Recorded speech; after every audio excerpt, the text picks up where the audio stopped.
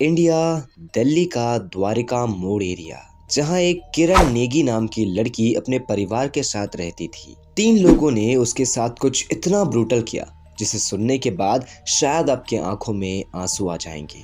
उससे पहले हमें आपके सपोर्ट की बहुत जरूरत है, तो प्लीज चैनल को सब्सक्राइब करिए। 9 फरवरी 2012, किरण नेगी, जो कि एक 19 साल की बीए फर्स्ट ईयर की स्टूडेंट थी। उसके घर में उसके माता पिता और उसके 2 छोटे भाई थे। उसके पिता सिक्योरिटी गार्ड की नौकरी करते थे, तो उन्हें सपोर्ट करने के लिए किरण एक डाटा एंट्री की जॉब करा करती थी।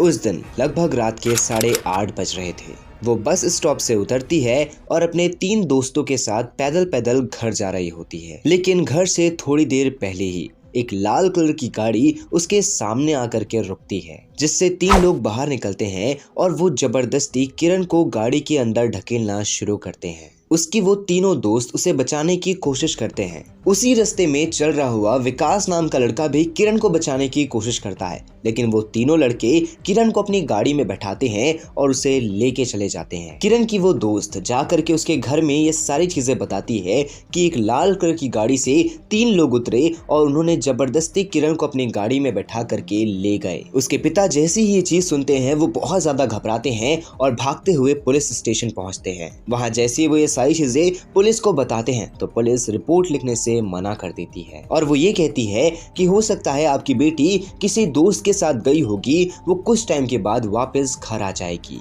उस वक्त किरण के पिता पुलिस के सामने हाथ तक जोड़ते हैं, लेकिन पुलिस एफआईआर लिखने से मना कर देती है और वो ये कहती है कि उनके थाने में एक भी गाड़ी नहीं है, नहीं तो वो आपके साथ जाकर के उनकी बेटी को ढूंढते। लेकिन तभी जो किरण के आसपास घर के लोग रहते हैं वो कंट्रोल रूम में बार बार फोन लगा करके ये कहते हैं कि उनकी एरिया की एक लड़की किडनैप हो चुकी है, जिसके बाद पुलिस के ऊपर प्रेशर बनता है और वो एफआईआर लिखती है।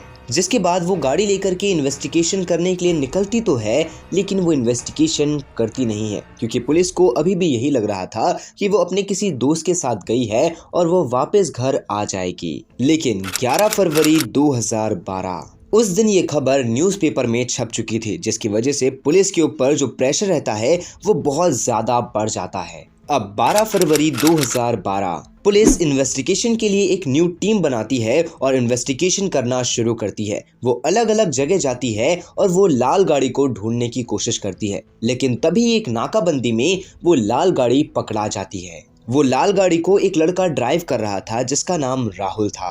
राहुल से पूछताछ की जाती है, लेकिन तभी वो घबरा जाता है। पुलिस को अब राहुल के ऊपर शक जाता है और वो उसे कस्टडी में लेती है। अब पुलिस उससे इंटरोगेशन करती है, जिसमें वो ये बताता है कि हाँ, उसने ही 9 फरवरी 2012 को अपने दोस्त विनोद और अपने भाई रवि के साथ एक किरण नाम की लड़की को किडनैप किया था। जिसके बाद जो पुलिस रहती है वो विनोद और रवि, ये दोनों को अरेस्ट कर लेती है। अब ये तीनों को एक साथ बैठाया जाता है और इनसे इंटरोगेशन की जाती है, जिसमें इनसे सबसे पहले ये पूछा जाता है कि उस लड़की की करंट लोकेशन क्या है, यानी कि वो लड़की कहाँ पर है। तो ये तीनों बताते हैं कि वो पास के ही रहुदाई नाम के गाँव में है। पुलिस 13 फरवरी 2012 को वो गाँव में जाती है, जहाँ पर एक सरसों के खेत में उन्हें किरण की बॉडी मिलती है। पुलिस जैसे ही उस बॉडी को देखती है, उनके पैरों के नीचे से जमीन खिसक जाती है, क्योंकि किरण की बॉडी के ऊपर एक भी कपड़ा नहीं था। पुलिस को आसपास से कुछ बालों के सैंपल मिलते हैं, कुछ ब्लड के सैंपल मिलते हैं और एक वॉलेट मिलता है, और वॉलेट के साथ ही साथ वो जो लाल गाड़ी थी उसी के बोनट का एक छोटा सा प्लास्टिक का टुकड़ा मिलता है। नाउ जो किरण की बॉडी रहती है उसे पोस्टमार्टम के लिए भेज दिया जाता है। अब वो तीनों लड़कों को बैठाया जाता है और उनसे पूरी पूछताछ की जाती है, जिसमें वो शुरुआत से ये बताते हैं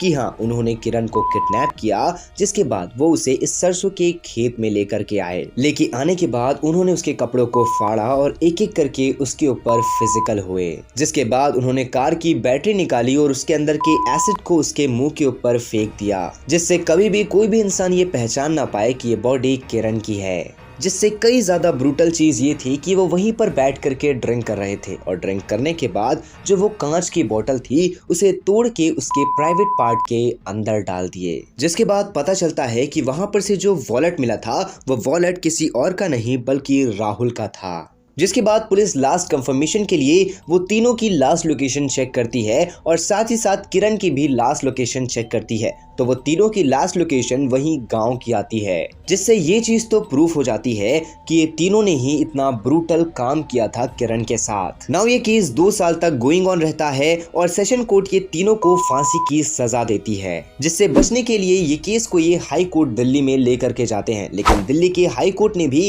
इन्हें सेम फांसी की सजा दी। अब ये इस सजा से बचने के लिए डायरेक्टली सुप्रीम कोर्ट में जाकर के अपील करते हैं। सुप्रीम कोर्ट में ये जो केस रहता है ये बहुत लंबा चलता है और लगभग 2022 में सुप्रीम कोर्ट कुछ ये कहती है कि जिन्होंने किरण को किडनैप किया था वो तीनों के फेस में कपड़ा था, जिससे ये चीज प्रूफ होती है कि हो सकता है ये काम इन्होंने नहीं किया है। और जो पोस्टमार्टम की रिपोर्ट थी उसमें जो डेथ का टाइम था किरण का वो भी कंफर्म नहीं था, जिससे हो सकता है कि जो किरण की बॉडी होगी वो लगभग 2-3 दिन तक वो खेत में ही होगी, जिसकी वजह से हो सकता है कि ये जो भी काम है ये इन तीनों ने नहीं बल्कि किसी और ने किया है, जिससे ये चीज प्रूफ नहीं करी जा सकती कि किरण के साथ जो भी हुआ है वो ये तीनों लड़कों ने ही किया है। और इसके बाद सुप्रीम कोर्ट ये तीनों लड़कों को बाइज्जत बरी कर देती है। नाउ अब आपको क्या लगता है इस पूरे केस के बारे में? आप अपनी ओपिनियन कमेंट बॉक्स में जरूर बताइएगा। अगर आप ऐसी ही क्राइम डॉक्यूमेंट्रीज देखना चाहते हैं तो हमारे इस चैनल को सब्सक्राइब करके बेल आइकन कॉल पे सेट करना मत भूलना। मैं मिलता हूँ आप लोगों से नेक्स्ट वीडियो में।